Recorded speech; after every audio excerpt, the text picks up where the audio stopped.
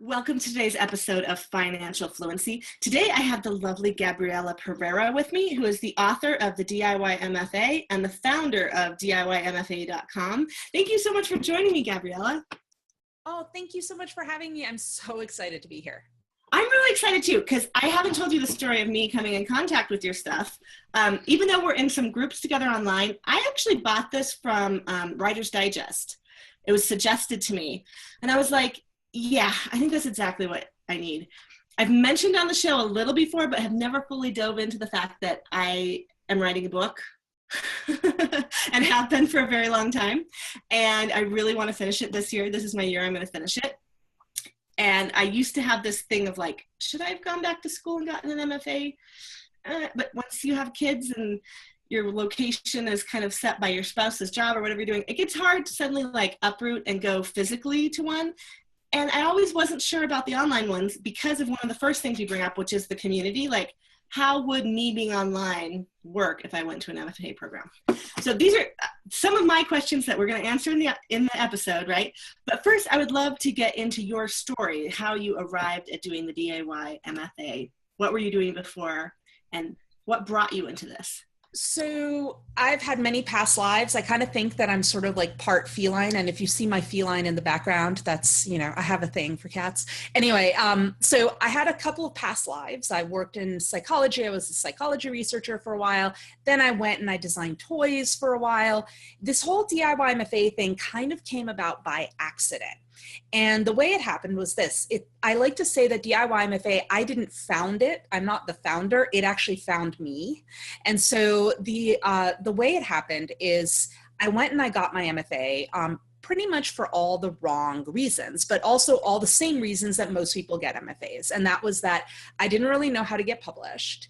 I didn't really know, I knew I was pretty good at writing because I'd done well in college and I was an English major, but I didn't know kind of how, if I was good enough, if I could really hack it. And I figured at an MFA program that would get to test my chops. Mm-hmm. And I also didn't feel like a real writer. And I feel like that's the big reason that most people go back and get a degree in anything, right? Like they kind of feel that imposter syndrome, especially in the creative fields. We call ourselves aspiring artists or aspiring writers. We're not really confident enough to call ourselves like the real deal. And that was totally me. So I went, I had this great experience. I met a lot of cool people. I wrote some cool stuff. I had a lot of fun. And then I'm sitting in graduation. This actually happened. I was in this rickety old West Side church, West Village church in New York City, where they were doing the graduation ceremony. And some professor of the media studies program is there like tweeting as he's giving his commencement address. Bad idea. And then I'm sitting there and I'm half expecting, the skies to part and this beam of light to stream in through the stained glass windows and angel choirs would go, ah, and I would suddenly feel like I was a writer. And that didn't happen. Instead, I had this crazy idea. I was like, well, what if there was a DIY version? Because I also at the same time had a blog and I knew a lot of people online who, when I told them I was graduating from the MFA, they were like, oh, that's so cool. I so wish I could do that. But, I have a family. I live in a place where there isn't an MFA right next door. I mean, New York is kind of a privileged place to be because we have like 8 or 10 MFA programs just within the city limits. So it's I was pretty lucky. And at the time, I didn't have any kids. My husband was working at a big law firm, so we could afford for me to take 2 years off and go and follow my bliss or whatever. But most people don't have that luxury, and I am completely aware of how privileged I was to be able to do that.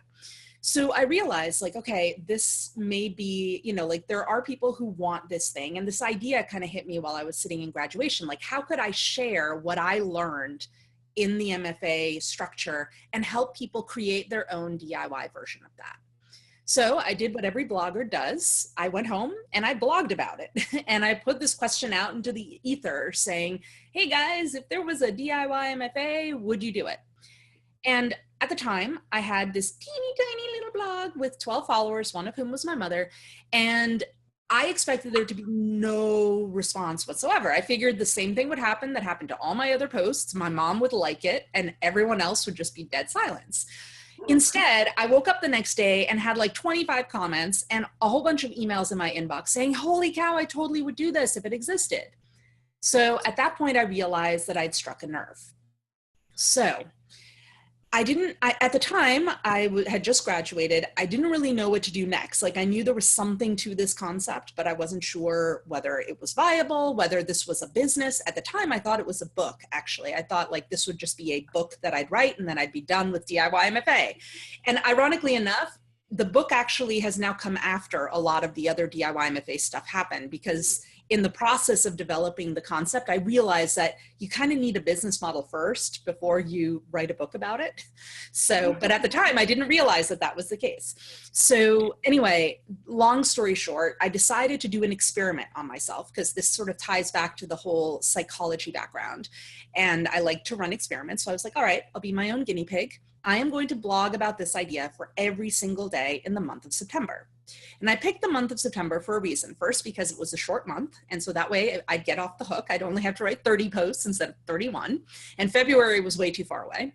Also, because of the whole back to school thing, I kind of liked the delicious irony about telling people not to go back to school and doing it at back to school time of year. And it also gave me the whole summer to sort of figure out what the heck I was going to talk about for that month of September. What ended up happening, and the reason I did this experiment, was I figured by the end of that month, two things would have happened. First, I would know whether or not I had anything to say on the topic, because I would have either filled 30 days of blog posts, or I would have fallen on my face and run away with my tail between my legs.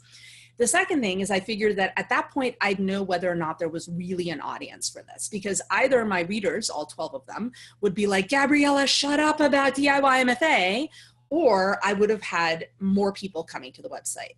And what ended up happening was I went from, well, first I realized that I had more than enough to say. In fact, it kind of locked into October because I had so much to say on the topic.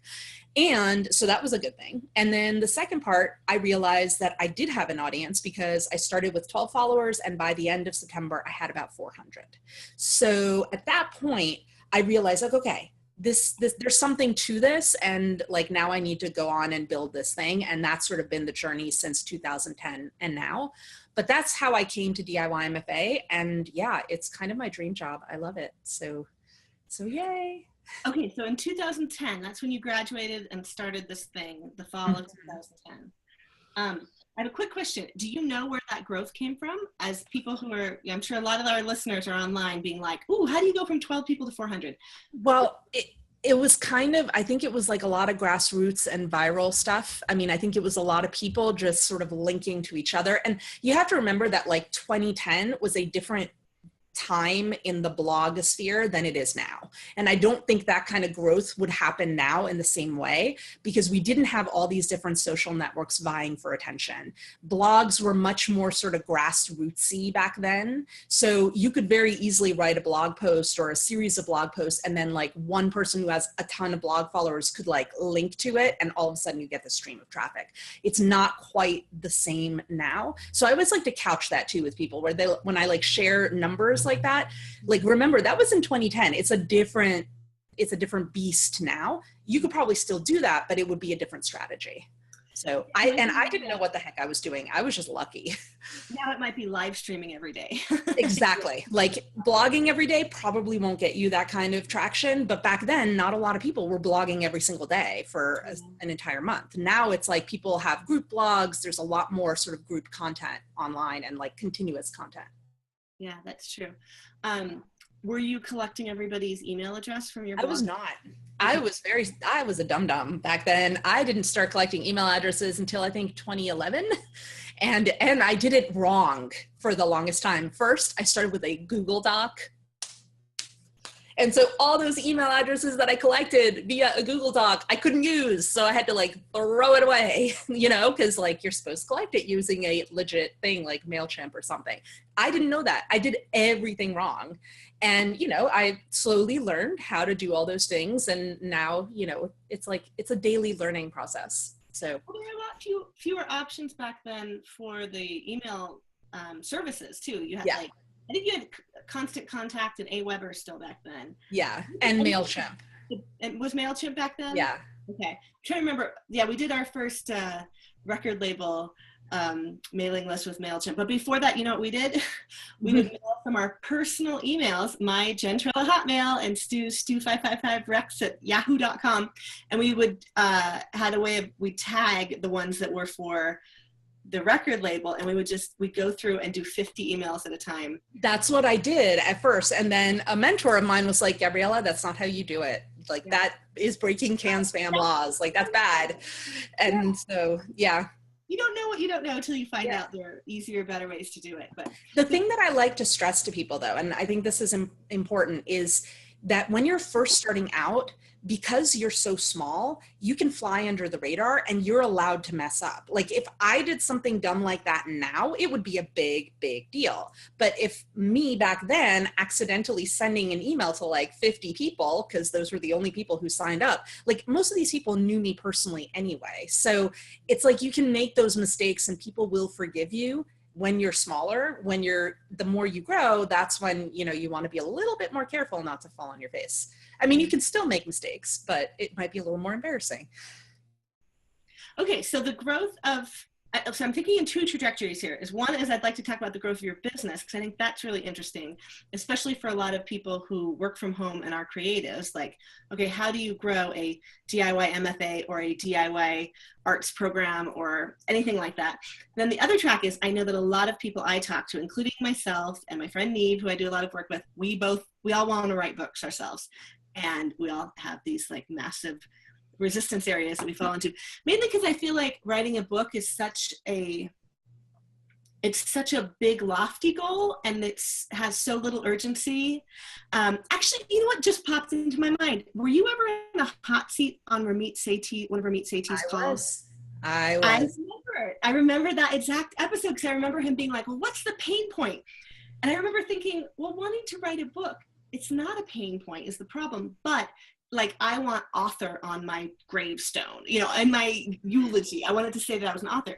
It's not an immediate pain point. Like I'm not in pain that my book isn't out yet, except now and then I have twinges of regret. Like I just could have done it already. Like I wish the first book were already out. So I was working on all the other books I imagine will follow it.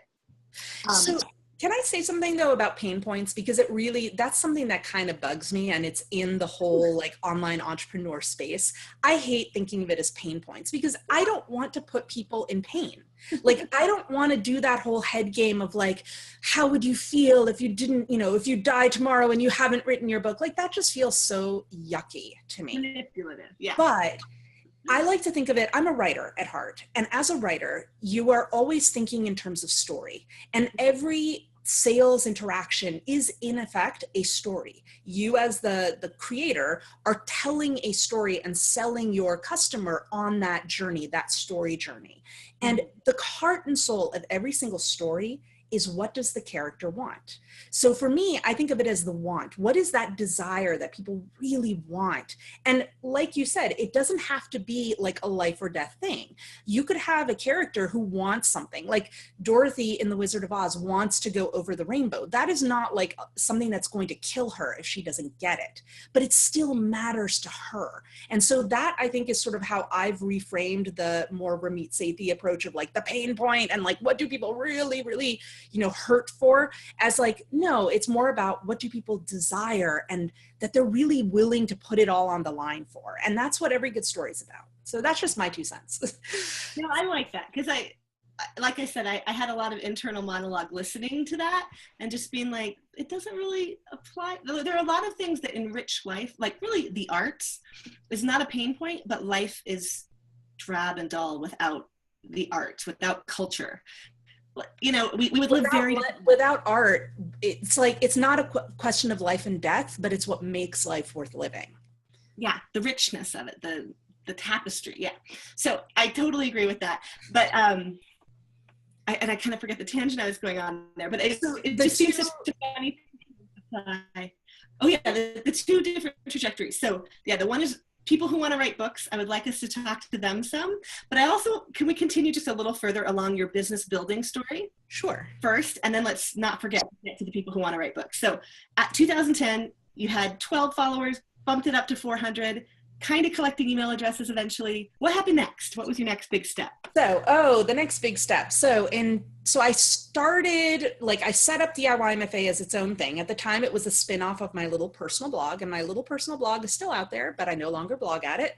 I like to keep it there as a reminder of how far I've come. And so I started DIYMFA.com, and I was blogging pretty regularly. I was slowly figuring out how this whole like blogging thing worked. And then in January of 2012, this big conference happened in New York City, the Writer's Digest conference. And I had gone in 2011. I was a huge fan. I loved it. I met some of my absolute best friends at it, except I was 9 months pregnant to the day with my son for the 2012 conference. So I really desperately wanted to go. And I kept seeing all my friends on Facebook being like, we're going to go to Writer's Digest 2012. And I was like, I really want to go. And it was right here in New York City. So I call up my doctor and I'm like, look, the conference is actually closer to the hospital than my home. So can you just clear me to go to the conference? And I promise if I go into labor, I won't like mess around. I will go straight to the hospital. And she's like, oh Lord, Gabriela, what am I going to do with you? Fine, go to the conference. So I went to this conference 9 months pregnant to the day. Literally, my son's due date was the day after the conference. And I called up the conference people and told them in advance, like, I'm the crazy person who's 9 months pregnant. If I go into labor, I'll leave quietly. I won't make a scene. And they were like, okay, we don't know what to do with you, but we'll just nod and smile. And the thing with being 9 months pregnant to the day at a conference is that it becomes a conversation piece. Like, it's kind of hard for people to ignore that, right? So I'm like walking around, I'm chatting with people. Everyone was very nice, by the way. People kept asking me, do you need water? Do you need to sit down? People were very, very accommodating. And at the end of the conference, I'm having this lovely chat with a lovely gentleman, and we're talking, and there's this thing at the Writer's Digest conference called Pitch Slam, which is where you go, and most conferences have something like this, where there are all these agents around the room, and it's like speed dating with authors and agents. So the agents sit at the table, and there's like a little timer, and then you get 3 minutes to sit face to face at the table with the agent, and then you pitch them your idea, and then they kind of give you feedback in those 3 minutes. And then you kind of go around to the next agent.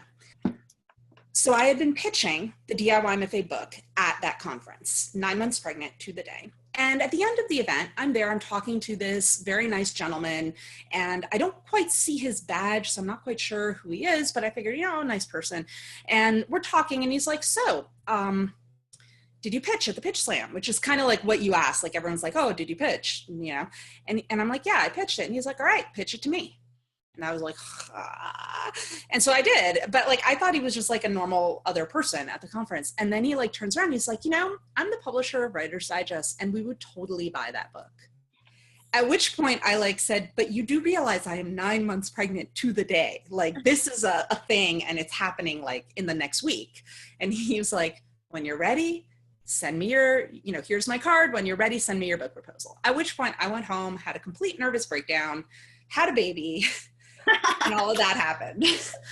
Then later that summer, after I'd had the baby, I'd sort of taken some time off, I was still remembering that book proposal and, that whole thing. And so I picked up the phone and I reached out to a person who I'd worked with in the past. So like back before I got my MFA, I had done a brief 6-month internship at a fabulous literary agency here in New York City called Folio.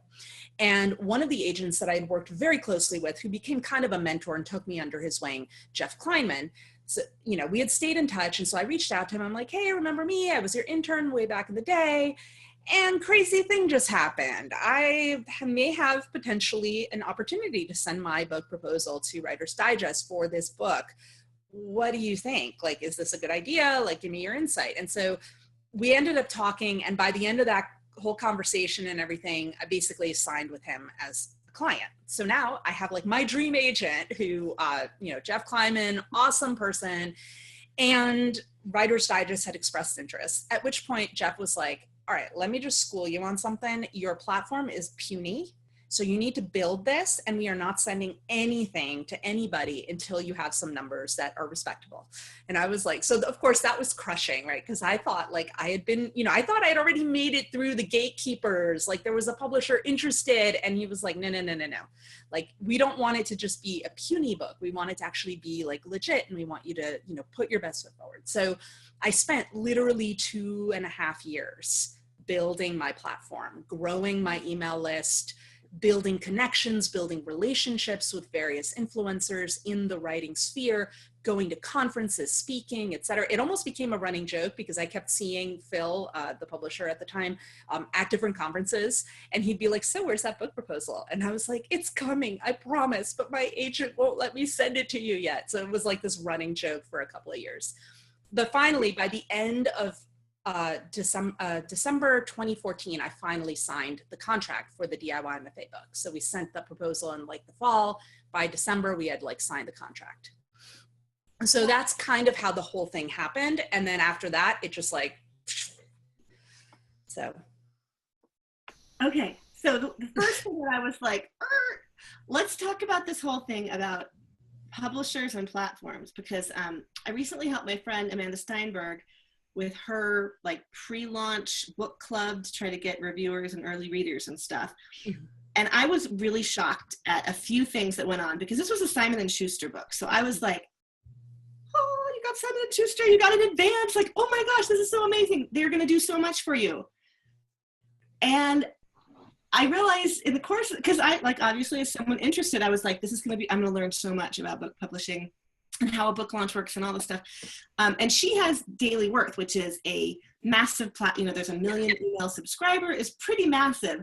And I realized through the course of, I wasn't intricately involved on their team side. I was just kind of like off to the side trying to get reviewers ahead of time. That was kind of like my focus with her. And I was kind of shocked how much the publisher expected her to sell the books. I was like, wait a minute, why do you expect the writers to have a massive following, a massive platform? Like, don't you have the audience? Doesn't Writer's Digest have the audience of writers that they will sell your book to? Let me I think something people need to know. If that's the expectation, that you sell all the copies, is that the expectation now? So let me reframe that. Okay. I don't like to think of it as the publisher expects the author to do this kind of work. Because the way it worked with Writer's Digest and me, and of course, every relationship with a publisher and author is different. But in the beginning, I actually went into it thinking that they would do zero, because I had heard horror stories like this. And I'd heard like, oh, the publishers don't do anything anymore. It's on the writer to market their book. And my attitude was like, yes, I get to do whatever I want. And so I actually like at one point talked to my editor and I was like, look, I'm just going to run with it. And if you need me to dial something back, or if you need me to stop, then you stop me. But otherwise, I'm just going to do my thing. And she was like, yes, go forth, do whatever you want to do. And so I had this whole strategy worked out and all this stuff that I wanted to do. And for me, it was just because I was excited to get my book out there and connect it with my superfans. On the flip side, because I didn't realize actually that Writer's Digest does a lot for their books. It's just in a different sphere as what I would be capable of doing. In the case of Writer's Digest, they have a lot of internal sales, right? Because they have a lot of people who buy directly from them. Like, hey, that's how I got your book. Exactly. That's why I was like, this must be a much better platform to sell a book for writers through, because Writer's Digest has us. And just to reframe for a second, I'm not bashing on Simon & Schuster. I was just really surprised at the expectation of the email list and the social media reach. I was like, but what about what you guys do? And again, I wasn't involved. I don't want this to come off as me bashing. It's a different perspective also from a Writer's Digest where they do a lot of direct sales, and like probably Simon & Schuster, they don't do as much direct sales. But on the other hand, what they are doing is getting books placed in bookstores and getting distributors to distribute the book to places. And that's stuff that like, A, as an author, I just don't want to be doing it. And B, like I didn't have the bandwidth or the expertise to be able to know how to get my book into Barnes & Noble or to different distributorships. So understanding what the writer can, like what the publisher can do is important, because in a way for the writer, it's better that we be the ones doing more of that grassroots stuff because we know our book and we know our content, unless it's been ghostwritten, right? Like we know what we've done. We know how to sell it to people, and that we're going to do such a better job. Like, honestly, I didn't want someone else to come in and be promoting my book for me. I wanted to be able to vet all of my marketing materials so that I could make sure that it was my voice and it was something that my readers would really go for. And that's, I think, in part why the DIY MFA branding around the book and the website is so tight, because we work together to make it something that was really in my voice. Right. And I'm going to say it is lovely. I'm just going to flash a few pages here to show you kind of, let's see, there are a lot of graphics and sheets and little visuals to help the visual learners, which I'm not seeming to, there are a few. Not grabbing them that way, just flipping the pages through the book. But it does look fantastic. But can I just make a comment? I was recently at a big conference called the 90-Day Year, and there was a breakout section for people who wanted to publish books. And I was like, awesome, I'm doing the 90-Day Year. I'm using it to write my book. Let's find out about publishing it. And it was a book in a box with a ghostwriter option. And I got there and I was just like, so you're guaranteeing me that I'll get Amazon bestseller and that I'll get, there's like a guarantee of these certain things you'll get. And basically you interview with the ghostwriter and it's like thousands and thousands of dollars, and you aren't writing your book in the end. What do you think about that kind of option for people? Look, if you need your book as an asset, as a physical asset for your business, and the only reason you need that book is because it's like basically a glorified business card and you have no writing skills or inclination, then yes, something like that might be worth it. Otherwise, hails no. Like, I just think that is, you're handing over everything, and like your voice as a writer, that's you. And if you hand that to someone else, no one else is going to be able to capture that voice. Now, there's another reason why I'm a firm believer in why people should write their own books, and also why people should potentially consider writing a book in general. There are actually 3 good reasons. One is that it is a credibility builder, right? Like when you write a book and you can say, I am author of X, that raises your credibility to another level. I probably wouldn't be on this podcast right now if I didn't have a book behind me. I probably wouldn't be on any of the podcasts I've been interviewed on lately. And, there are other things too. Like, for instance, a lot of the conference opportunities and speaking gigs that I've gotten, like I'm speaking in Inbound later this year. I am betting the fact that I have a published book was a pretty big influencer in getting me that speaking gig. So having that book, much as I firmly believe in the egalitarian nature of the DIY mindset, that writing belongs to everyone, you're a writer, you just call yourself a writer and you're a writer, you don't need that stamp of approval. But let's be real here. At some point, you need to have that published book and it needs to look and feel legit. That doesn't mean that it has to be published by a traditional publisher. It could be a very look and feel legit self-published book, but you need to have that thing that looks professional if you're going to get credibility as an author. The second reason is the visibility, because, and this is another example, you probably wouldn't have found DIY MFA if you hadn't seen it in the Writer's Digest site. And I can't tell you how many people have found me and found DIY MFA because they've seen it on Amazon or they've seen it on the shelves of a Barnes & Noble, like all these things where places where people who were my potential fans were hanging out, but I wasn't there for them to find me. So one of the things to remember is that Amazon is now no longer an e-commerce site. It is a search engine. And if you have a book, you have some like footing in one of the biggest search engines on the internet. And it's a search engine that you cannot get into really without a book. So that's the second reason. And then the third reason, and this kind of ties back to the whole ghostwriting or not, and the reason why I think it's so important to write your own book is that the journey of writing the book makes you clarify your ideas. So when I wrote the DIY MFA book, it forced me to really knuckle down and figure out all of the different components, how I'm going to talk about character development, how I'm going to talk about plot, how I'm going to break down point of view. Some of these techniques, you can dig back into the DIY MFA archives from 2011 and 2012, and you might find little bits and pieces, kind of the diamonds in the rough that are now in the book, might have already been showing up back there. But a lot of these ideas got polished and crystallized into like what I feel is now the way I want to talk about these things by writing the book. In fact, I had a course built, the DIY MFA 101 course, built before I launched the book. And then in the process of writing the book, I realized I need to rebuild the entire stinking course. So that's actually what I'm working on right now. And that'll be opening up later this summer, because I wanted the course to really represent what was now in the book and sort of how I now talk about a lot of these topics. Okay, speaking of plot and character, let's take a moment just to think of the two options of people who might be listening to this. One is the business owner who wants to write the biz book, who might consider the book in the box.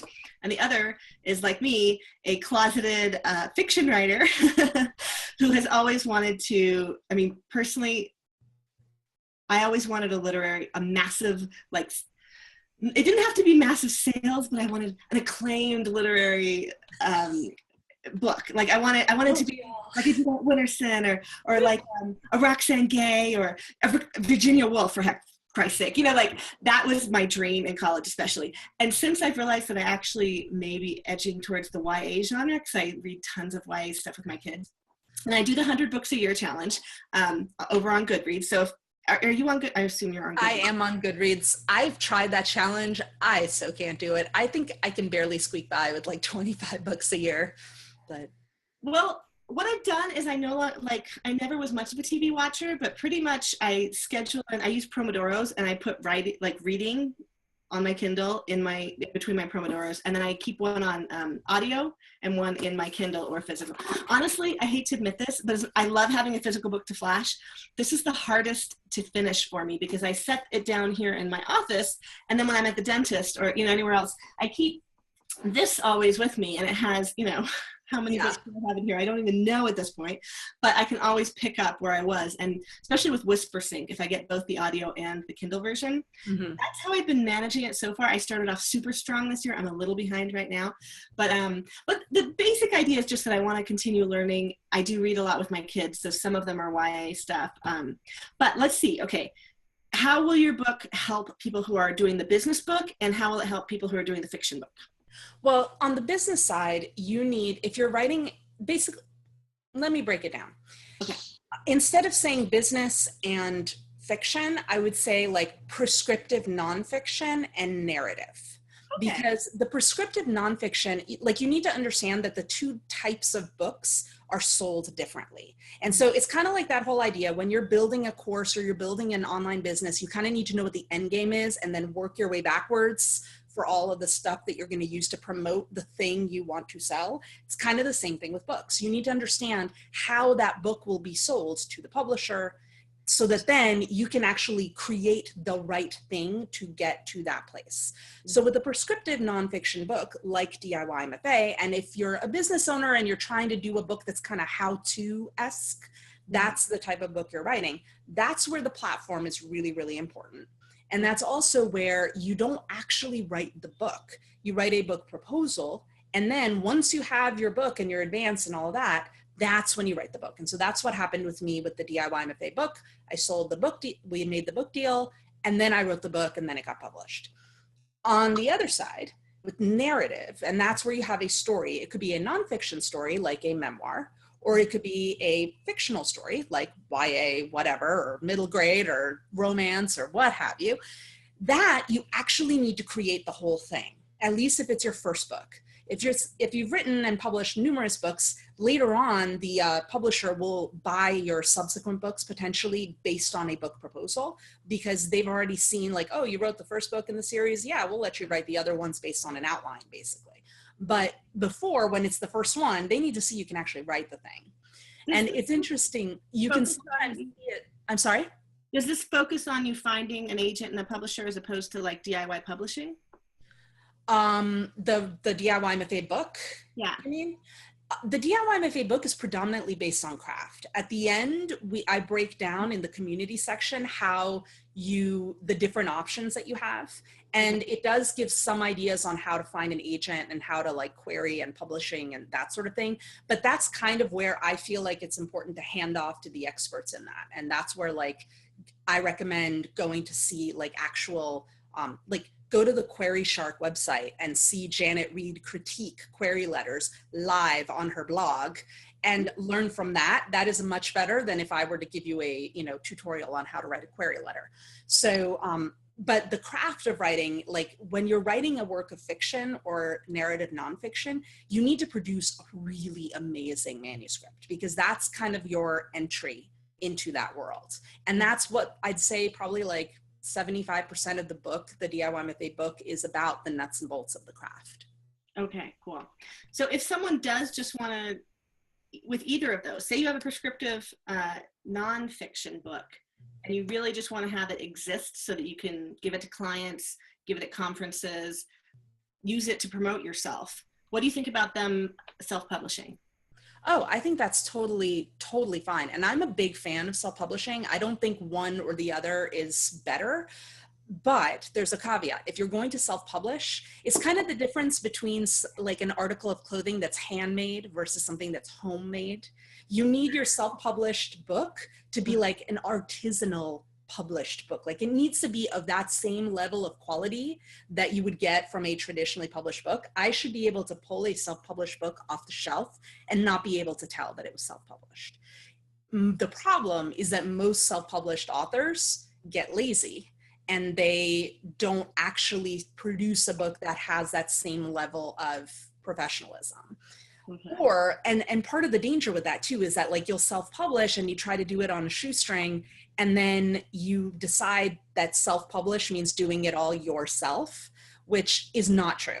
Like I would actually say that if you are a business person and you're self-publishing your book, you should be delegating things like the editing and the design. Like you need to get a professional editor in to help you shape the book. You need a professional copy editor. You need a professional book cover designer, a professional book cover, book interior designer. You need to have all of that done and have it done so that it literally looks like any other book you'd find commercially on the shelf. Okay. So what kind of investment do you think people need to make in their book if they're self-publishing?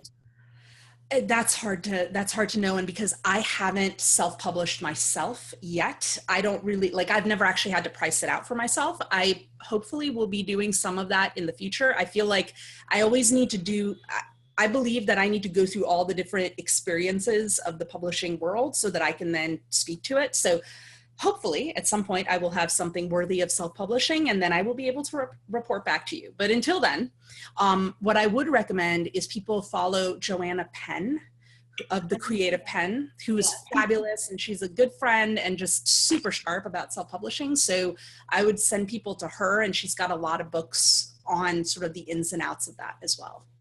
Actually, I noticed on her website too, she does have a list of self-publisher, of book cover designers and editors for self-publishers. So exactly.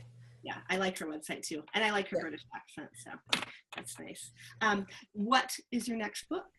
I don't have one right now. I thought I had an idea for another book, and I had a book proposal, and I have a manuscript that I'm sitting on, and both of those are now very firmly on the back burner because DIY MFA is kind of growing in a direction that I had no idea it was going to go in. I've been doing a lot of public speaking lately. So Inbound is one of them, and I've been ramping up other public speaking engagements. So that's actually been something that I found brings me a lot of joy, which is unexpected because I'm not an extrovert and I never thought of myself as being someone who liked to be on stage. So I'm kind of following that. So yeah, this next few months are going to be a lot of speaking and building courses, which I love. That's where I get nerdy. I love building new courses, and hopefully have another, we're reopening our platform course sometime now in May, June, and then in the later summer, we'll be reopening 101 finally.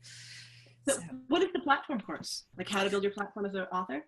Yeah, so it's a course called Pixels to Platform, and it's kind of, the idea of it is that it's supposed to build off of 101, but so I built it after I built 101, but now that 101 is being rebuilt, it's sort of standing on its own, but you can do it without the foundational stuff, like you just, it's just the platform component, but basically it goes through the ABCs of platform, audience, brand, and then content, and it works on helping writers figure out what it is that you're going to, how you're going to build that platform for yourself, and sort of walking through the steps of that.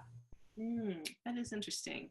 What about for people who already have a platform, but what they're writing may not particularly apply to that platform? So with that, what I would do is I would use the ABC structure and start seeing how you can use the existing platform you have to piggyback off of that, but into a different audience niche. And so finding ways to sort of bridge that gap and then, build the platform there.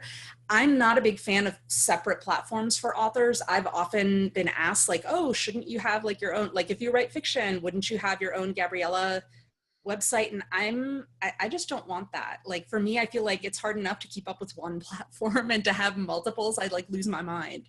I agree. I thought of that with Joanna Penn and the, because she has two, right? She has, she writes as JF Penn, which is her thriller platform, and then Joanna Penn is her creative pen, how-to prescriptive platform. Yeah. I'm not sure I could.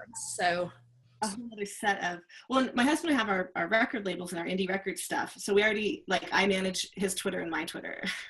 And for Instagram, our kids have their own Instagram and YouTube channel, as well as mine and his. And I'm just like, I don't think I could manage a whole nother batch of all of those.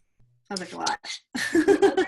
The other thing too is that when I think of platform, people have a tendency to think in a very sort of splintered way about platform, that it's like Twitter and Facebook and this and that. And it's like you're trying to be everywhere at once. And that's where you start feeling overwhelmed and you start freaking out and you lose your mind. And then you don't do anything, right? The whole analysis paralysis thing. Mm-hmm. Instead, the way I like to think about platform is that it be more of a like outward in way. Like, so you're really building the core, like what your core brand is, and then everything else needs to build off of that or feed into that in some way. So that's sort of the whole pixels to platform approach, is figuring out like what's really the core of how you're going to communicate with your readers, and then adding in, social media or other things that, will serve you in that, but not feeling like you have to be everywhere at once. That sounds really interesting. I'll have to check that out myself. So we should probably wrap up here pretty quick, but before we go, for people who are kind of in the situation I am, where like I've NaNoWriMo'd a couple of books actually that end up in this big pile up here on my shelf, so I can always look at them and be like, wow, that's a lot of pages of total mess. What do you recommend we do to like, well, obviously I'm reading your book. I haven't finished it yet. I'm in the midst of it. But what are some like easy takeaway tips that could help people get on the right track as they also go and check out your website? Pick one. That's my thing. And when I had DIY MFA in the back of my mind back in 2012, before I, was 9 months pregnant to the day, I actually had a manuscript that is still sitting in the bottom drawer, and I had an agent who was interested in it. Mm-hmm. And I made the deliberate choice to put that aside, because I knew that my heart and soul was in DIY MFA, and I knew that if I didn't act on this right then, that I would never make it happen. At the same time, I also was very aware that I might be closing the door on this opportunity, and that I had to make that choice. But I think it's hard for people, like, you're not going to be able to bring all these different book ideas to fruition at the same time.